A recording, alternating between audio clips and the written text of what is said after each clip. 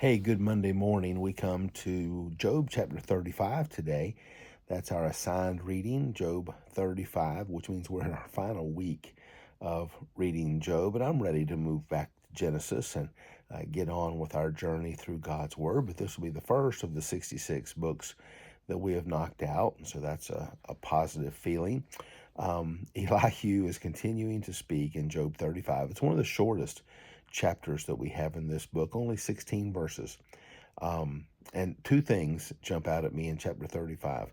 One is verse 2, where Elihu says, Job, are you actually saying that you are more righteous than God?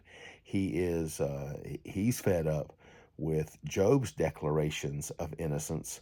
And so he's being accusatory in speaking to Job. And then down in verse 13, he says, Job, God is not going to hear your empty talk, which is ironic in my opinion, because of course I'm a Job fan. And as you look at the full context of the book, I think all of us are pulling for Job, rooting for Job, and understanding that Job is crying out in agony and just looking for a little sympathy for the most part and seeking understanding. But in verse 13, he says, God's not going to hear your empty talk. Ironic that is, because no one speaks more and actually says less than Elihu.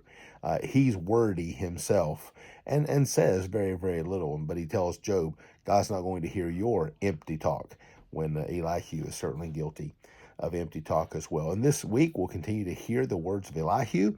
We will consider God finally speaking and then see the summary of Job's experience, how that God moved in on his behalf and replaced all that he had lost as Job has passed the test of faith and endurance and remaining faithful to his conviction, to his commitment to not curse God, to remain faithful. Though he slay me, Job said, yet will I trust him. Hey, have a great Monday. All for God's glory. Take care.